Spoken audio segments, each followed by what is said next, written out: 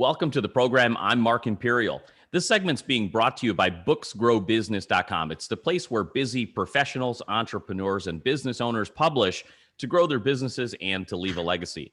We're doing a series of spotlights on remarkable experts across the country and in your town. Joining me on this segment is Dr. Stephen Ruby. He's the founder of White Coat Risk Management. Dr. Ruby, welcome to the program. It's good to be here, Mark. Thanks for having me. I really appreciate it. Dr. Ruby, tell us a little bit about your work now and the folks that you serve. Who are your clients? Well, if I can take just a real brief minute, is actually I'm a retired physician. I was in practice for 35 years. And when I moved out of that position, I met with my partner who has been in the insurance industry for a number of years. And over lunch, we decided that his expertise in the insurance industry and my expertise and my connections in the medical industry coming together would work out very well to be able to service the special needs of physicians. And with that, White Coat Risk Management was born, a partnership between him and I. I've subsequently gone on and gotten my insurance industry licenses. And so I'm actually a licensed insurance producer. And we've been doing insurance of all types, primarily focusing on the special needs of physicians. But what we've also found is that we're also well suited to serve small businesses and other professionals. What are those specific needs that physicians have that perhaps other industries don't quite have? Well, the interesting part about it is, Mark, is that what people don't realize when it comes to risk management, your life is really divided into three specific areas. You have your personal area, which is like your home, auto, all those kind of things, life and health insurance. There's your business side, which is like business insurance, liability, all those type of things. And there's a third area that a lot of industries have, but not all of them have it as a distinct service, and that's your professional services. And the reason that's separated out for physicians is because your personal is obviously personal. Your professional is the practice of your specialty. In other words, what you're doing with patients and everything.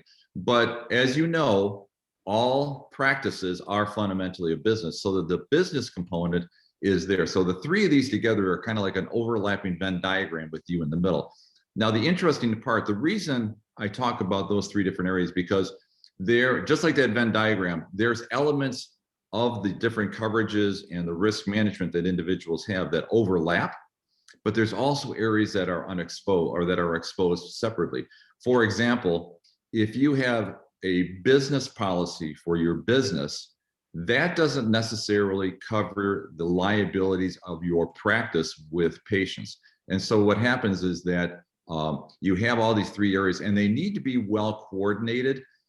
Because what can end up happening is if you don't have them coordinated, you can either have duplication of services and overpayment, or you can also have gaps. Now, what I found has been interesting is I work with a number of different strategic partners to be able to provide all these different insurances. It's rare that one individual covers all these things. And frankly, from my position, I'd rather deal with strategic partners who I have, which have been very, very helpful. The area that I have focused on recently over the past couple of years is an area which a lot of people don't really think about, and that is what would happen to them in the event that they either, to their business and to other components, if they either died or if they became disabled. And a lot of it has to do with, we think about a death benefit from someone, they are passing away. There's a lot of elements that are good to be able to have that type of benefit to be able for people to be able to be taken care of, your family, the legacy components, your children going to school, and also debts being paid off. But a lot of people forget about disability, which in many respects, if you become seriously disabled, can be even worse for you financially, simply because not only do you have the ongoing costs of living, but you also have the additional costs of being treated while you're disabled. So it's a double whammy. Now, the problem that I've been seeing, a specific segment, is young physicians who are new in practice, or residents and fellows who are still in training. And the reason I think that's really important for those individuals is because what happens is that they don't realize that their intellectual property and all of their debts are tied up with what's in their head. Okay, so in other words, without their brain function, without being able to do that job, they can't monetize or earn a living with all of the investment that they put in, the time, the effort, and frankly, the money that they put into it.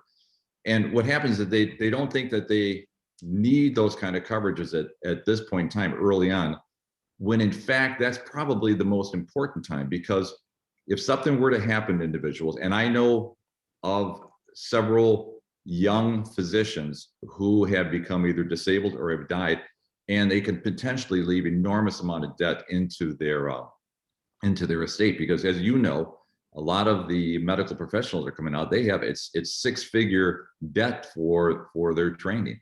So the problem with it is people think they don't need it, they think they can't afford it, and a lot of times they don't want to bother with it. It's like out of sight and out of mind. But in fact, early on is the best time for individuals to get that coverage, because it gives them the longest period of time to be covered. And frankly, the younger and the healthier you are, the cheaper it is to be able to get for a lifetime. That's quite fascinating. It really sounds like, it's almost like people are looking for a simple solution to a complex problem. It leads to a lot of misconceptions out there. What are some of the most common myths or misconceptions out there that, might keep a physician like not well covered? Well, I think the first thing is they're exceptionally busy people. They've got a lot on their mind, especially the young in training. They're trying to learn their trade. They're trying to become comfortable with dealing with patients. In some respects, if they're starting off a new practice, they're very, very busy with all the mechanics of starting their practice, all the different things that are going on there. Frankly, a lot of times they don't even think about it. But the point is this is the time it's most important, because you take up the longest window of loss of income. Think of it this way. If you're going to, and let's just call it $1,000 a year. If you have a potential of earning $1,000 a year, now I know that's a ridiculous amount, but it's easy to be able to remember it this way. $1,000 a year. If you become disabled or die early on in your career, and you've got a 30-year career, that's 30 times that amount that you've made. Okay, so the investment that you put into a disability policy, which is actually paradoxically cheapest early on because you're younger and you're healthier, is going to have a massive payoff in the long run. And the other thing that I think is a misconception that is everybody says it's not going to happen to me. But the fact is that there was a significant amount of the population that at some point over their career will either have a permanent or a temporary disability that will run into the period of time where they'd end up getting paid off for that. So it's a real important part of a financial protection to be able to protect what you've built financially.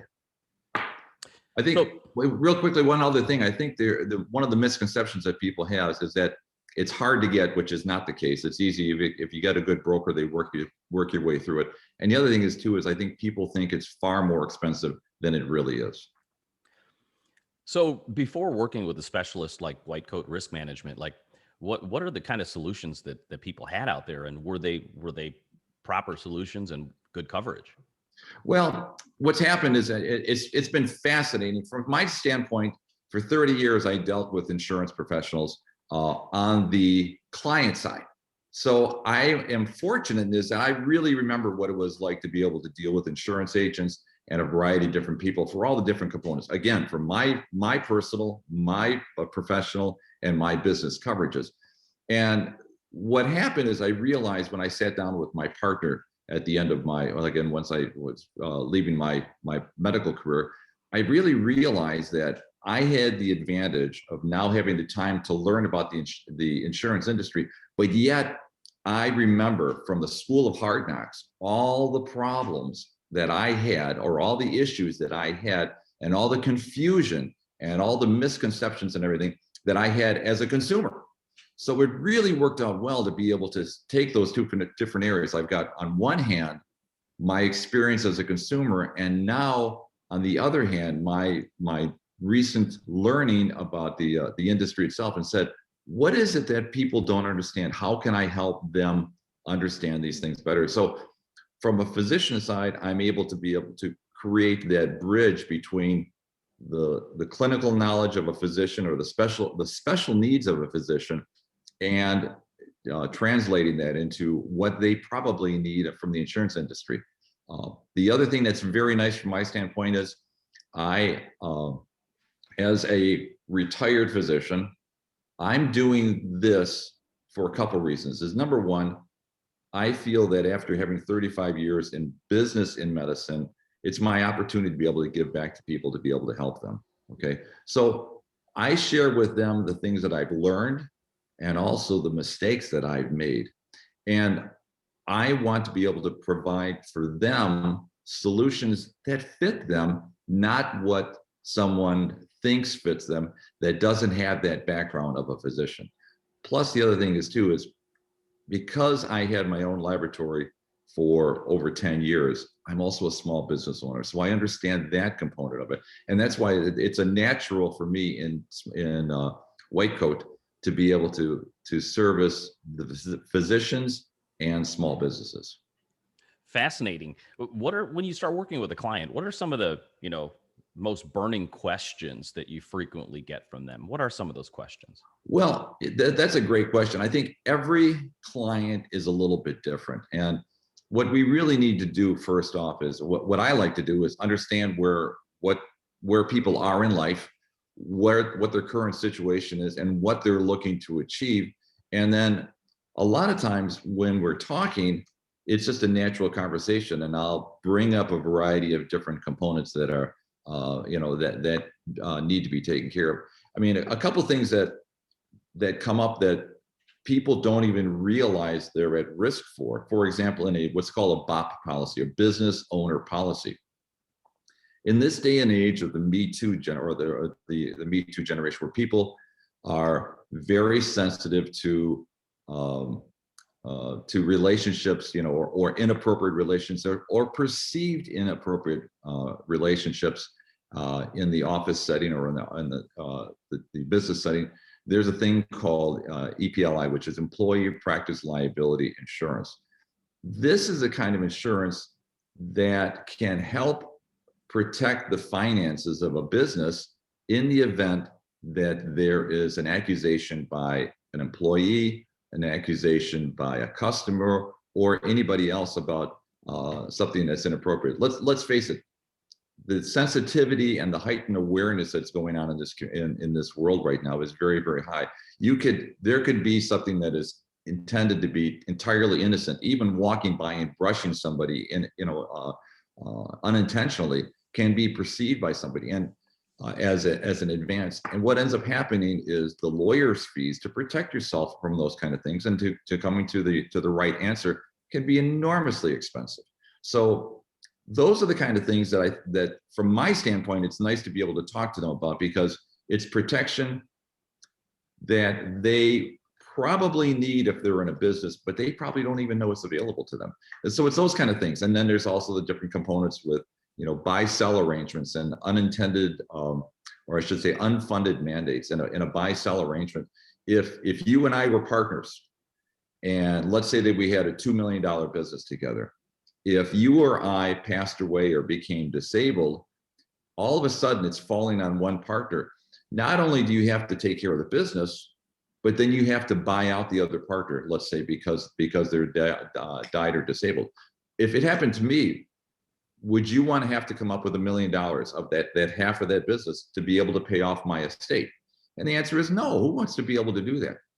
But there are ways of being able to do that in a cost-effective fashion, so that if it were to happen, everybody becomes whole. Number one, you're able to acquire the full business, concentrate on the business, and through insurance vehicles, what they call buy-sell arrangements, my estate would be made whole by the payment of it through that. And rather than having to come up with $1 million at one time, for example, it might be a premium that would be paid year after year after year, which is, infinitely smaller than $1 million. But what happens is it takes that whole concern off of the table, and you don't have to worry about me dying and all of a sudden have to come up with $1 million or financially having that incurrence. Or frankly, the other thing is too is having to close a business because of that unfunded mandate. For folks tuning in right now that can resonate with your message and really could use your help, how do they find you, and what do you have to offer them, and how can they connect with you? Well, there's two ways of being able to get a hold of me. Is first of all, we can go to our website, which is WCRM, which is White Coat Risk Management.us. Or you can also go to whitecoatriskmanagement.com. A little bit harder, but WCRM.us is an easy way to be able to get to our website. I can also be reached at sruby, SRUBY, at WCRM.us. The other thing is too is we have a toll-free number. It's 833-362-7475, which is short for 833-DOC, D-O-C, risk, R-I-S-K. So there's a whole bunch of different ways to be able to get a hold of us. Dr. Ruby, this has been terrific, and thank you so much for the fantastic insight. I appreciate you taking the time and sharing with my audience today, and I wish you continued success for you, for White Coat Risk Management, and for all of your clients. Well, thank you, Mark. It's been a pleasure here. And again, I'm here to be able to try to help people. So I appreciate your opportunity to be able to get out in front of a much broader audience. You have a wonderful day. Thank you again. Dr. Stephen Ruby, founder of White Coat Risk Management. And this segment's been brought to you by booksgrowbusiness.com. It's the place where busy professionals, entrepreneurs, and business owners publish to grow their businesses and to leave a legacy. That's all for now. I'm Mark Imperial. Take care of yourself.